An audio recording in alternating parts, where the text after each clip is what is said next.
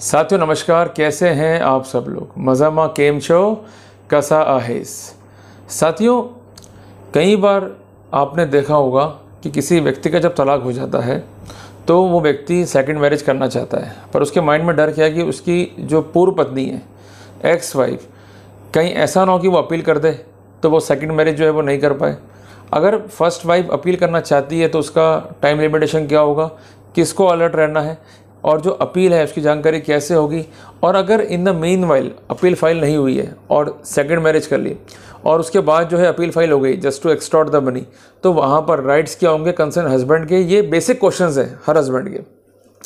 तो इस पर उत्तर देने के लिए मैंने आज का ये अध्याय जो है रिकॉर्ड किया है और इस पर जो कानूनी स्थितियाँ हैं, कानूनी बिंदु हैं, वो लाकर आपको समझाने का जो है मैं प्रयास कर रहा हूँ। तो एक एक बिंदु को जो है नोट डाउन करते हुए चलो, और टेंस मत हुआ करो भाई, बहुत ज़्यादा जो है टेंस रहते हो। देखो, टेंशन जो थी वो चली गई, अब तो ज़िंदगी में ऐसी ऐसे भाई, अब तो वर्कआउट करो प्रॉपर तरीके से और ज़िंदगी को जो है आगे लेके चलो।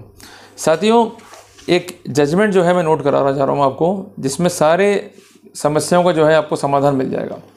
सबसे पहले आप जजमेंट का जो है नाम नोट करें, in context with the basic issue. Basic issue क्या है कि अगर आपका तलाक हो चुका है और उसके बाद आप सेकंड मैरिज करना चाहते हैं तो हम सेकंड मैरिज कब कर सकते हैं। क्लियर है? सेकंड मैरिज करने के लिए हमें कितने दिन जो है वेट करना होगा। नंबर 3, सेकंड मैरिज के बाद अगर वाइफ अपील डालती तो उस शादी का क्या होगा जो आपने सब्सिक्वेंटली परफॉर्म कर लिया। Number 4, section 5, section 15, section 17 Hindu marriage act के जो बंधन है जो बाहर से, वो एप्लीकेबल होंगे या नहीं होंगे। और ऐसी स्थिति में कोर्ट को जो है क्या देखना है और कोर्ट की ड्यूटीज़ क्या है, कोर्ट के प्रिविलेजेस क्या हैं और आपके अधिकार क्या हैं, ये सब आज जो है मैं डिस्कस कर रहा हूँ इस मूड क्वेश्चन को लेकर। जजमेंट है गुवाहाटी हाई कोर्ट का, अपील नंबर है 3357/22। ये जजमेंट जो है तय हुआ है 12/6/2024 को, और जो कंसेंट पक्षकार हैं उनका नाम है रश्मि बनाम वेद प्रकाश। साथियों, यहाँ पर बेसिक पॉइंट क्या था कि वाइफ जो है वो अपील में गई क्योंकि हस्बैंड का जो है वो डिवोर्स ग्रांट हो चुका था एक्स पार्टी, पर उसको अपील करने में देरी हो गई 122 दिन की। जब वो अपील में गई तो वहाँ पर कोर्ट ने कहा कि आप देरी से आए, in the mean while husband ने जो है मैरिज कर ली है, जिस कारण अब कोई राइट जो है आप इन्फोर्स नहीं कर सकते। तो पूरा मसला क्या है ये हम समझेंगे स्टेप बाय स्टेप। तो आप एक कॉपी और एक पेन लेके बैठिए, एक एक पॉइंट को जो है नोट डाउन करते हुए चलिए। साथियों, इस केस में ए और बी जो है दो पक्षकार हैं, ए हस्बैंड और बी वाइफ है। इनकी शादी हो गई, शादी के बाद सब कुछ ठीक चला, अल्टीमेटली विवाद हुआ तो हस्बैंड मतलब मिस्टर ए ने वहाँ पर एक डिवोर्स केस जो है कोर्ट में फाइल कर दिया ऑन ग्राउंड ऑफ क्रूरल्टी। और एक बात जो है आप समझिएगा कि इस केस में जो है वाइफ को नोटिस जारी हुए पर वाइफ जो है अपीयर नहीं हुई। अल्टीमेटली इसमें वो एक्सपार्टी हो गई और एक्सपार्टी होने के बाद कोर्ट ने जो हस्बैंड है उसके बयान रिकॉर्ड करे। अब बयान रिकॉर्ड करने के बाद कोर्ट ने फैसला किया, तब तक भी वो नहीं आई और कोर्ट ने एक्स पार्टी जो है हस्बैंड के पक्ष में डिवोर्स जो है वो तय कर दिया। अब यहाँ पर एक कॉम्पिटेंट डिग्री जो है हस्बैंड के हाथ में आ गई है। अब कई बार आपके माइंड में क्वेश्चन अरेज होता है कि कहीं ऐसा ना हो कि वाइफ सेम कोर्ट में आके अपील कर ले। ऐसा है कि वाइफ क्या करती है ऐसे मामलों में जब ये फैक्ट जानकारी में उसके आता है, मतलब वही मैं आपको बता रहा हूँ स्थितियाँ, क्योंकि वो ये कहते हैं कि मुझे जानकारी हुई नहीं, मुझे जानकारी जो है किसी व्यक्ति के माध्यम से हुई, या ये गांव में जो है मिठाइयाँ बांट रहे थे तो जानकारी हुई, या ये शहर में जो है मिठाई बांट रहे तो जानकारी हुई, या ये व्यक्ति जो है सेकंड मैरिज के लिए लड़की ढूंढ रहा था तो मुझे जानकारी हुई। तो वकील वहीं से बनाते हैं कॉज ऑफ एक्शन। तो ये लोग क्या करते हैं, यूजुअली ऑर्डर 9 रूल 13 CPC के तहत जो है कोर्ट में आवेदन करते हैं। इनका कहना ये होता है कि हमको संबंध सर्व नहीं हुए, या संबंध जो हमको बाय पोस्ट भेजे गए हमको सर्व नहीं हुए। जब संबंध से सर्व नहीं हुए तो हमको right to present our side जो है नहीं मिला, जो कि हमारा एक फंडामेंटल राइट है, जो कि right to get natural justice, नैसर्गिक न्याय के सिद्धांत का जो है एक भाग है। तो हमको वो अधिकार दिया जाना चाहिए, जिस कारण जो डिग्री जो गलत तरीके से ली गई है, जो कि फ्रॉड करके ली गई है, उसको सेटिस्फाइड किया जाए और हमको सुनवाई का जो है पूर्ण अवसर दिया जाए। पर एक बात ध्यान रखिएगा कि अगर संबंध निकले कोर्ट से और संबंध सर्व हुए लड़की को और लड़की के जो है उस पर हस्ताक्षर है, इसके अलावा बाय पोस्ट भी जो है संबंध गया है और लड़की का एड्रेस जो है करेक्ट है और वो एड्रेस जो है डिस्प्यूटेड नहीं है, तो उस कंडीशंस के अंदर सेक्शन 27 जनक टॉस एक्ट का जो है लागू होगा। तो ऐसी स्थिति में जो प्ली होगा वाइफ का वो चल नहीं पाएगा। अगर उसको ये प्ली स्टैंड करना है कि मेरे साथ जो है फ्रॉड हुआ है, तो उसको वो फैक्ट जो है स्पेसिफिकली अवॉइड करने होंगे। स्पेसिफिकली अवॉइड करते हुए सब्सटेंस एविडेंस जो है देनी होगी और जिन व्यक्तियों ने फ्रॉड किया उनके विरुद्ध FIR कटानी होगी। अगर वो ऐसा नहीं कर पा रही है या इस तरह की उसके पास कोई अलामत नहीं है तो वहाँ कोई भी रिलीफ वो ऑर्डर 9 रूल 13 CPC में नहीं ले पाएगी। तो साथियों, इस मामले में भी यही हुआ कि डिवोर्स फाइल हुआ, नोटिस जारी हुए, वो नहीं आई। हस्बैंड का जो डिवोर्स था वो ग्राउंड हुआ एक्स पार्टी बेसिस के ऊपर और उसके करीबन करीबन 90 दिन की पीरियड के बाद, क्योंकि इसको लेकर भारी कंट्रोवर्सी है। कई लोग कहते हैं कि अपील का टाइम जो है 30 दिन है, कई लोग बोलते हैं कि अपील का टाइम जो है 90 दिन है, और इसमें ढेरों अथॉरिटी जो है आपको मिल जाएगी, पर हम तो ये मान लेते हैं कि जो टाइम है अपील का वो है 90 दिन का, ये मान लिया मोटा मोटा हमने। तो 90 दिन तक आपको कोई बातें नहीं करनी है मैरिज की। तो इसने भी क्या करा कि 90 दिन बाद जो है मैरिज को परफॉर्म कर लिया। उसके बाद जो है वाइफ पहुंच गई हाई कोर्ट में कि मेरे साथ जो है धोखा हुआ, डिवोर्स कब हो गया मेरा। उसने अपील जो है लेट फाइल करी, और उसने अपील के साथ जो है एक सेक्शन 5 लिमिटेशन एक्ट की जो है अर्जी लगा दी कि 122 दिन का जो डिले है वो नहीं हुआ है, बल्कि मुझे नॉलेज ही नहीं थी। जब ये फैक्ट मेरी जानकारी में आया तो मैंने तुरंत जो है अपील फाइल कर दी है, जिस कारण डिले जो है वो क्षम्य किए जाने योग्य है। साथियों, इसके अलावा कोर्ट ने यहाँ पर सबसे महत्वपूर्ण पॉइंट ये देखा कि धारा 15 HM एक्ट का जो है वो काफ़ी इंपॉर्टेंट है। धारा 15 HM एक्ट का एक हिंदू पति को या हिंदू पत्नी को सब्सिक्वेंट या सेकंड मैरिज करने से रोकता है अगर उनकी पहली मैरिज जो है सर्वाइव कर रही है, नंबर 1। दूसरी इंपॉर्टेंट बात यह है कि अगर डिग्री ऑफ डिवोर्स हो गया है, उसके अगेंस्ट जो है अपील प्रेफर नहीं की गई, और अगर प्रेफर की जानी थी विद इन टाइम बेस्ट नहीं की गई, तो वहाँ पर सेक्शन 15 का बार जो है लागू नहीं होगा, और इस सिनेरियो में वो कंसर्न व्यक्ति जो है मैरिज कर सकता है। बट शर्त यही है कि विद इन टाइम जो है अपील हो जानी चाहिए, और इसकी जानकारी जो है कंसर्न स्पाउस को हो जानी चाहिए। अगर वो नहीं है तो वहाँ पर अपील जो है स्टैंड नहीं करेगी। तो यूजुअली क्या होता है कि वाइफ जानकारी देती नहीं है, ये वेट करती रहती है कि हस्बैंड जो है अब अगला स्टेप क्या लेगा। जब हस्बैंड जो है सेकंड मैरिज कर लेता है तो वहाँ पर तुरंत जो है ये दाखिल करती है अपील आगे। तो आपको एक बात मैं हिदायत देना चाहता हूँ भाइयों, कि अगर आप डिवोर्स की तरफ जो है आगे बढ़ चुके हो और आपको पक्का यकीन है कि आपका डिवोर्स जो है एक्सपर्टी बेसिस पे हो जाएगा या होने की स्थिति है, तो वहाँ पर लड़की ढूंढ के रखो।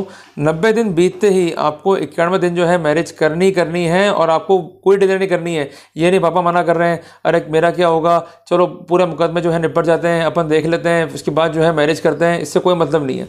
देखो, जितना दिक्कत आपके लिए उतना दिक्कत किसी और के लिए नहीं है भाई। आज आपको जो है अपनी सेक्सुअल डिजायर पूरी करनी है, आप कैसे करोगे भाई? वो तो पैटर्न जो थे पहले वाले कि लोग कह रहे थे कि भाई आप जो है मास्टरबेशन कर लो या अपनी सेक्सुअल डिजायर खुद ही सेटिस्फाई कर लो। ऐसा नहीं होता है भाई, आपको एक फीमेल पार्टनर चाहिए। अगर आपकी वाइफ सपोर्ट नहीं कर रही है, वो भाग गई है और आपको अब सब्सिक्वेंट मैरिज करनी है, तो आप बिल्कुल प्रिपेयर्ड रहो। इवन लिव इन का भी ऑप्शन जो है अडॉप्ट करके रखो।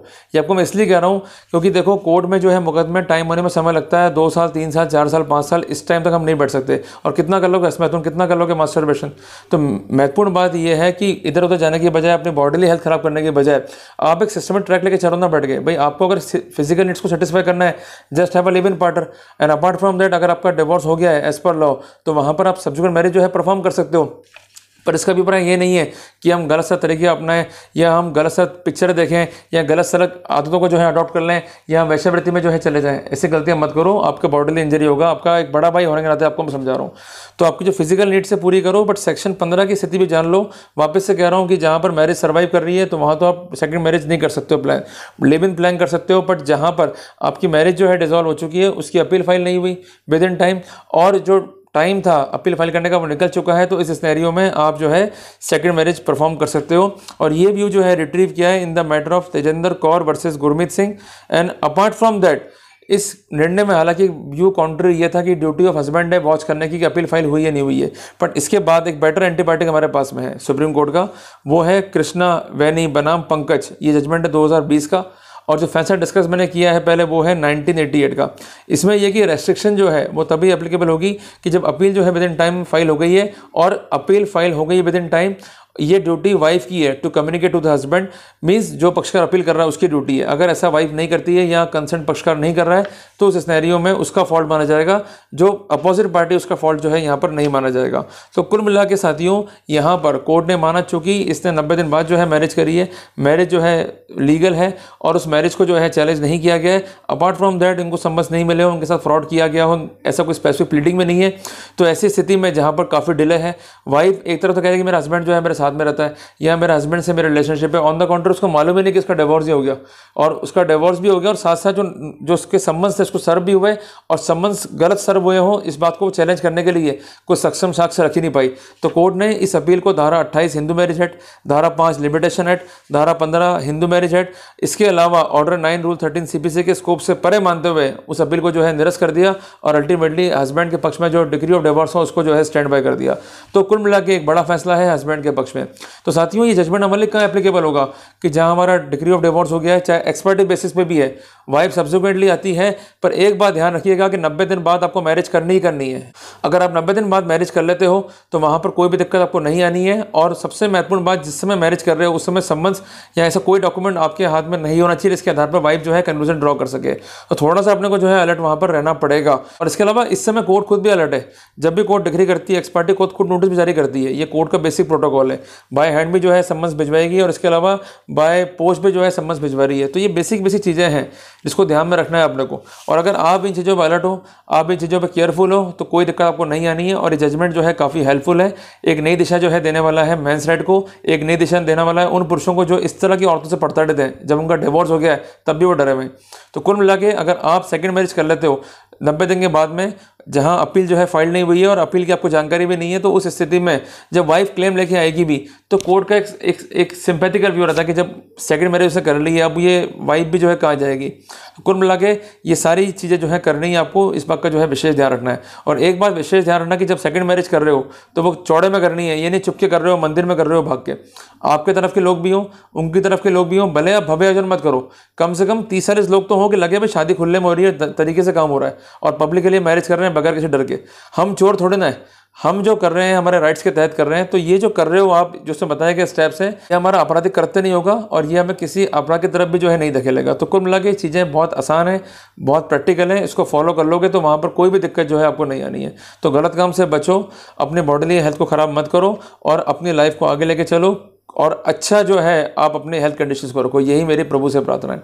तो साथियों जल्दी मिलते हैं अपन नए टॉपिक के साथ। टिल देन जय हिंद, जय भारत।